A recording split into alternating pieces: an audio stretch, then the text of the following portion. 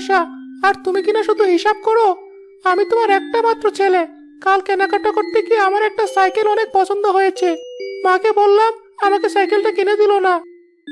একই কথা রাতুল, গত মাসেই তো তোমাকে আমি নতুন একটা সাইকেল কিনে দিয়েছি, আর এখনই তুমি আরেকটা সাইকেল কিনতে চাচ্ছ? একসাথে দুটো সাইকেল দিয়ে কি করবে বাবা? বাবা, তোমার তো একটা বাইক ছিল, কিন্তু কিছুদিন আগেও তো তুমি আরেকটা নতুন বাইক কিনেছো। তাহলে তুমি দুইটা বাইক দিয়ে কি করবে? তোমারও তো একটা বাইক হলেই হতো, তাহলে আরেকটা কেনার কি দরকার ছিল? দিন দিন বড় হচ্ছ আর মুখে মুখে কথা বলা শিখছো। ঠিক আছে, আমি তোমার মাকে বলে দেবো তোমাকে যেন আরেকটা সাইকেল কিনে দেয়। তবে মনে রেখো, সাইকেল দিয়ে যেন কোনো দুর্ঘটনা না ঘটে। খুব সাবধানে চালাবে। দেখলে তো মা, আমি বাবার কাছে যা চাই আমার বাবা আমাকে তাই দেয়, কখনোই কিছুতে নিষেধ করে না।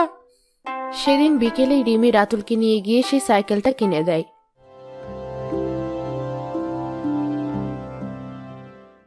তোমার আশকারা পেয়ে ছেলেটা মাথায় উঠে যাচ্ছি। 1 মাস আগে একটা সাইকেল কিনে দিয়েছো, আজ আর একটা সাইকেল কিনলো। দিনের পর দিন রাতুলের বায়না বেড়েই যাচ্ছে। আরে, তুমি এত চিন্তা করছো কেন? এই বয়সে ছেলে মেয়ে একটু বায়না করবেই। আর আমার একটা মাত্র ছেলে, আমার এত টাকা পয়সা সব তো তোমাদেরই জন্য। শোনো, সেদিন মার্কেটে আমার একটা শাড়ি খুব পছন্দ হয়েছে। টাকা শেষ হয়ে গিয়েছিল বলে কিনতে পারিনি। তুমি আমাকে শাড়িটা কিনে দিবে? আরে, এটা এভাবে বলার কি আছে? তুমি আমার একটা মাত্র স্ত্রী। একটা না, তুমি আরো 3-4টা শাড়ি কিনে নিয়ে এসো, আমি টাকা দিয়ে দেব। আচ্ছা ঠিক আছে। আর তোমার ছেলে ঈদে কি খাবে বলে বায়না করেছে জানো? কালকে কেনাকাটা করে আসার সময় বলছে, মা ঈদে নুডলস খাবো, পায়েস খাবো, গরুর মাংস খাবো, খাসির মাংস খাবো, দেশি মুরগির মাংস খাবো, বড় মাছ খাবো। ঈদের পরের দিন রাতুলের স্কুলে সকল বন্ধুদের সে দাওয়াত দিবে। এমনভাবে বলছো যেন সারা বছর তোমরা ভর্তা খেয়ে থাকো। আমার একটা মাত্র ছেলে যা যা খেতে চেয়েছে সবগুলো বাজার আমি নিজের হাতে করে নিয়ে আসবো। আর স্কুলের বন্ধুদের তো প্রতিবারই দাওয়াত দেয়, এবারও দিবে।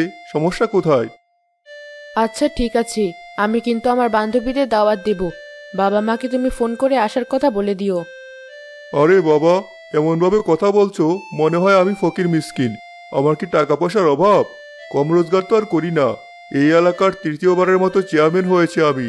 তোমরা আমার কাছে যা চাইবে তাই পাবে। জানি জানি, তুমি আমাদের পেছনে অনেক টাকা খরচ করো। যাও যাও, এবার হাত মুখ ধুয়ে এসো, আমি তোমাদের জন্য খাবারের ব্যবস্থা করি।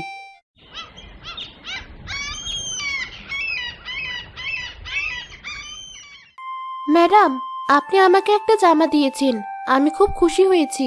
কিন্তু বাড়িতে আমার ছোট্ট মেয়ে আর স্বামী আছে। এই মাসের বেতনটা যদি আমাকে আগে দিয়ে দিতেন, আর কিছু বাড়তি টাকা দিতেন।